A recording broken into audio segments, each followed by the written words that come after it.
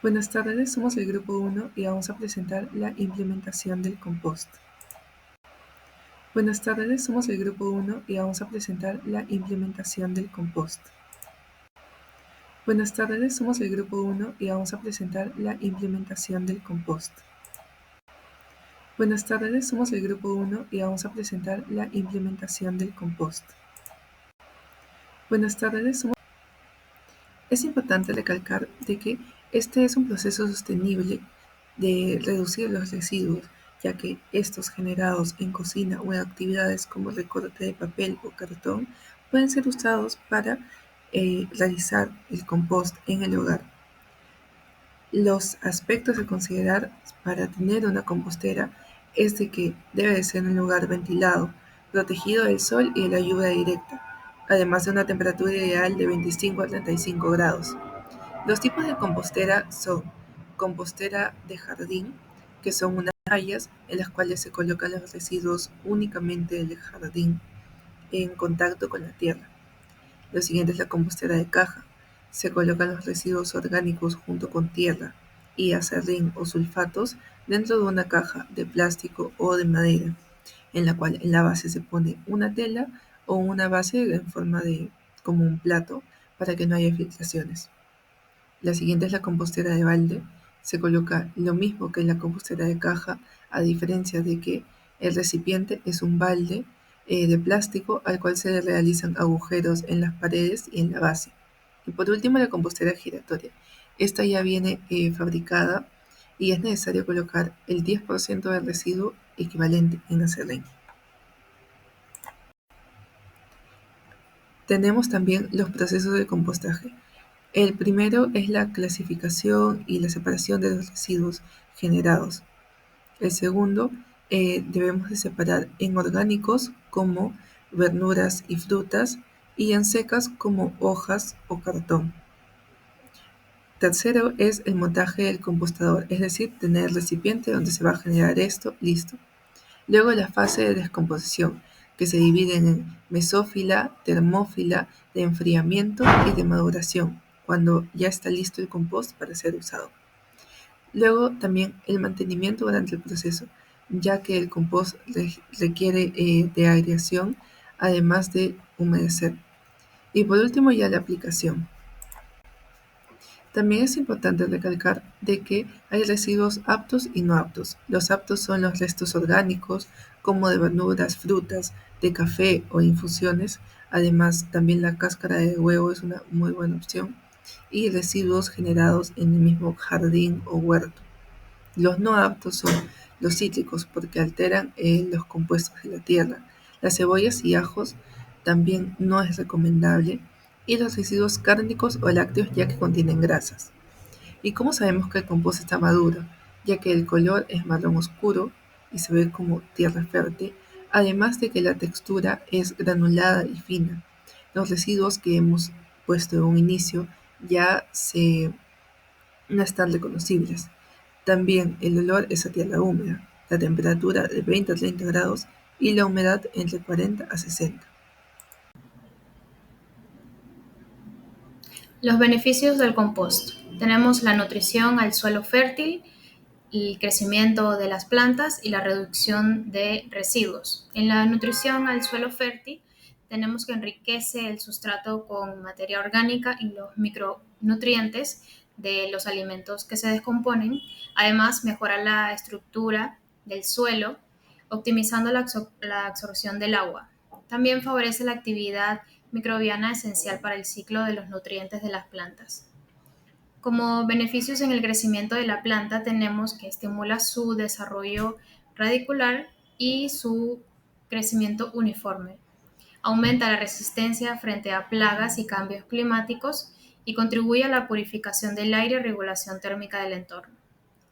En reducción de residuos, nos permite aprovechar los residuos orgánicos que generamos para darles un segundo uso.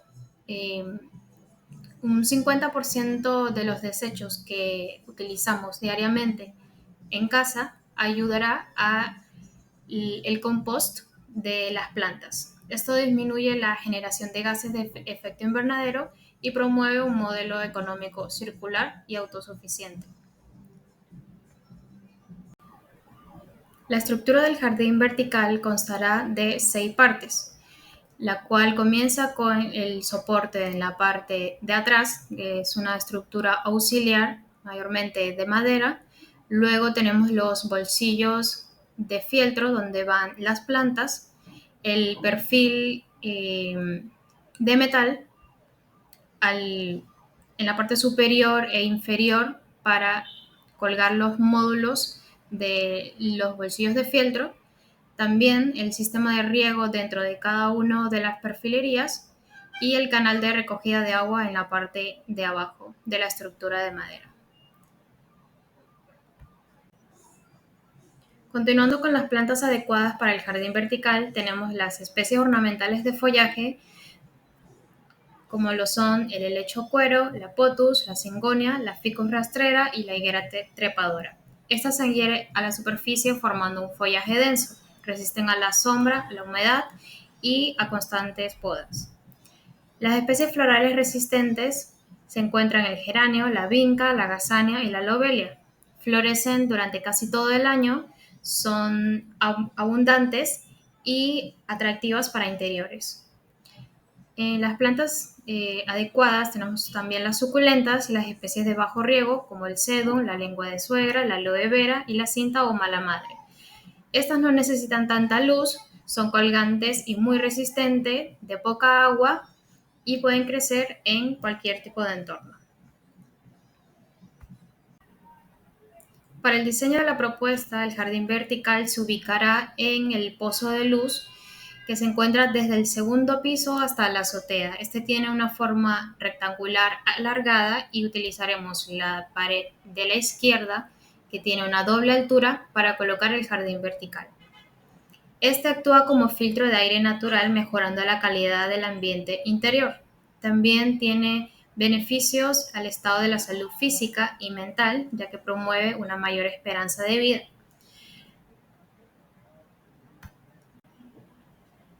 Acá tenemos la planimetría propuesta para el jardín vertical en nuestro proyecto, el cual se encuentra con un marco estructural de madera anclado a la pared.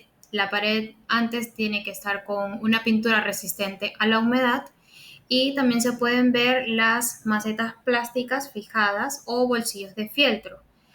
En este caso también podemos ver al lado derecho el corte, donde en la parte superior se encuentra el riel con la regadera y en la parte inferior el zócalo para el desagüe. También se encuentran las plantas distribuidas de forma que sea agradable a la vista y con uniformidad. Bien, ahora comenzamos con la parte de la terma solar doméstica. Bien, ahora comenzamos con la parte de la terma solar doméstica. Bien, ahora comenzamos con la parte de la terma solar doméstica. Bien, ahora comenzamos con la parte... Primero empezaremos hablando sobre la importancia de la instalación de uno de estos equipamientos. En edificaciones de uso social, el agua caliente es crítica para la higiene, el cuidado de las personas vulnerables, la comodidad, el lavado, la desinfección, entre otros. Por ende, implementar un sistema de aprovechamiento solar ayuda a reducir la dependencia de combustibles fósiles o electricidad costosa, reduciendo a su vez las emisiones y los costos en operaciones. Acá tenemos un predimensionamiento del sistema solar térmico. Considerando que en Lima la radiación solar es de 5.2 kW por metro cuadrado al día y hay una cobertura solar térmica de 60 a 70% anual. En nuestro proyecto, el área de colectores planos sería de 15 a 18 metros cuadrados, considerando un tanque acumulador de 2.000 a 2.500 litros. Esto nos generaría un costo total de instalación de entre 4.700 a 5.000 soles y una vida útil de 20 a 25 años.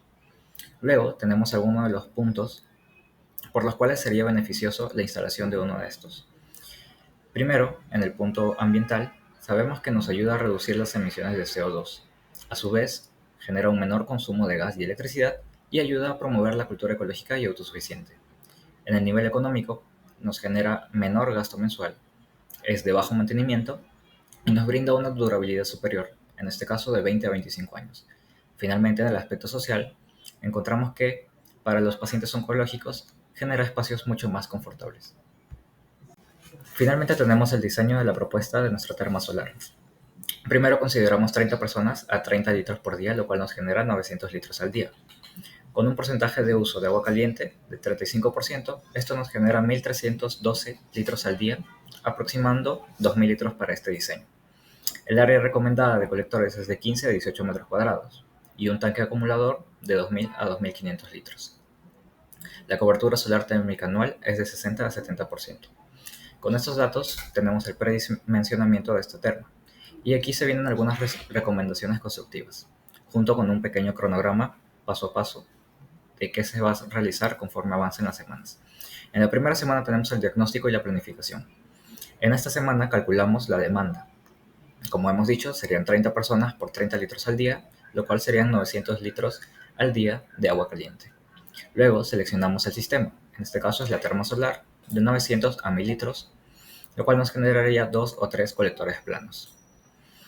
Siguiente semana tenemos la instalación del sistema. En esta parte ya empezamos a montar los soportes metálicos galvanizados orientados hacia el norte. Instalamos los colectores solares planos y el tanque acumulador aislado. Y finalmente conectamos a la red de agua caliente con tuberías PPR aisladas. Para la semana 3 tenemos el monitoreo y el mantenimiento. En esta semana empezamos a capacitar al personal para que se haga una revisión mensual de las válvulas y del aislamiento, y programamos la limpieza de los colectores. Finalmente, en el punto 4 tenemos una pequeña vista de dónde estaría ubicada estas termas solares en la azotea y unas pequeñas consideraciones técnicas que vendrían a ser instalar la válvula mezcladora para evitar quemaduras, revisar las válvulas, aislantes y soportes cada 3 años, y finalmente evitar que le caiga sombra y priorizar los techos accesibles. Seguimos con el control del agua doméstico. Seguimos con el control del agua doméstico. Seguimos con el control del agua doméstico. Seguimos con el control del agua doméstico. Sistema integral de control de agua. En una casa de acogida oncológica, el agua es esencial para la higiene, alimentación y el confort de las personas. En Lima, el consumo promedio urbano es de 150 litros por persona diarios. En edificaciones sostenibles, el objetivo es reducir este número a 90 o 100 litros por persona diarias. Como componentes principales para obtener esta meta, tenemos lo que son las mediciones digitales, debido a sensores o medidores inteligentes por zonas específicas. Aparatos eficientes, ya sean grifos, duchas, inodoros o lavadoras. La reutilización de aguas grises, ya sea de duchas, lavamanos y lavanderías, todo esto redirigiéndolos al WC o a canales de riego. Y el paisajismo xerofítico. Acá se refieren a plantas nativas de bajo consumo hídrico. Como beneficios tenemos lo que son los ambientales, que es la reducción del 35% del costo del agua, una menor dependencia de red pública, retorno de inversión en 2 años, esto se refiere a equipos y filtraciones. Económicos vienen a ser los de menor extracción de fuentes naturales, disminución de aguas residuales y el fomento en economía circular hídrica. Y social tenemos lo que es fomentar educación ambiental, que esto va a repercutir en las futuras generaciones, un ejemplo replicable en centros de salud y una imagen institucional sostenible. Optimización del consumo de agua. Para lo que es el lavado de ropa, se solicita cambiar las lavadoras a unas comerciales eficientes. Supuesto pasar de 120 litros de carga a 40 litros de carga, que vendrían a ser las comerciales eficientes. Esto nos da un ahorro de 80 litros por carga. Lavar con cargas completas y programadas da una reducción del número de cargas semanales. Con respecto a las duchas eficientes, tenemos lo que son las regaderas de bajo flujo de 6 a 8 litros por minuto y temporizadores. Esto da un ahorro de agua caliente por ducha del 30 al 50%. Válvulas mezcladoras con límites de temperatura segura. Esto es un menor desperdicio por regulación. Y una medición digital. sistemas automatizados que monitorean en tiempo real el consumo de agua en viviendas o edificios, y emplear medidores electrónicos con sensores de flujo conectados a una aplicación o a un panel digital que los registra. Seguimos con el diseño de propuesta. Con referente al control del agua, vemos que vamos a implementar ciertas estrategias que hemos estado viendo a lo largo del ciclo. Por ejemplo, lo que son el inodoro de 2 descargas, que nos dan un ahorro del 25 al 50%, las duchas ahorradoras del 35 al 40%, aireadores en los grifos 25%, la reutilización de aguas grises del 20 al 30%, y la educación y hábitos. Estos vienen a ser lo que es el cerrar los grifos y unas duchas cortas. Esto se implementa con los demás familiares de las viviendas o invitados que lleguen, en todo caso. Empecemos con lo que es el diagnóstico inicial, que lo vimos en la primera semana. Medimos el consumo actual del agua y la energía. Identificamos equipos antiguos que gastan más de 90 litros por ciclos, o regaderas que gastan más de 12 litros por minuto. Definimos la ubicación para una nueva conexión y válvulas. Como punto número 2, tenemos la instalación técnica. Acá instalamos lavadoras comerciales que generan un ahorro del 80%, de 80 litros por carga. Sustituimos las duchas antiguas por regaderas de bajo flujo de 6 litros por minuto. Y añadimos válvulas mezcladoras termotácticas con un máximo de 55 grados centígrados. Como punto número 3, el control digital y el monitoreo. Instalamos un medidor digital ultrasónico en las duchas y lavanderías. El punto número 4, ajuste y educación. Comparamos el consumo de antes y el después. Colocamos carteles de uso responsables, implementamos mantenimientos trimestrales y capacitamos a las personas en control y limpieza. Control de residuos. Control de residuos. Control de residuos. En este caso, con esta propuesta buscamos reducir, clasificar, reciclar y aprovechar los desechos, en este caso generar composta para nuestro biohuerto antes que lleguen a un relleno sanitario. En nuestros usuarios oncológicos, la correcta gestión de estos residuos es vital para la salud, higiene y bienestar emocional. Tenemos también que en Perú cada persona genera de 0,7 a 1 kilogramo de residuo sólido por día. Esto, claro, varía si estás en un sitio urbano, rural, semirural, etc. En la casa de acogida, nosotros albergamos de 27 a 30 personas, lo cual nos genera de 800 a 900 kilogramos de residuo sólido al mes. Como componentes principales tenemos la separación con su correcto código por color, que en este caso sería verde orgánico, amarillo plásticos y metales, azul metálico, en rojo residuos peligrosos o biomédicos, y pues claro, van a contar con una estación temporal de almacenamiento ventilado y alejado de las áreas habitadas. El impacto, tenemos ambientales, económicos, sociales. En el impacto ambiental nos va a ayudar a disminuir la huella de carbono, mejorar la calidad de aire y del suelo, fomentar la economía circular.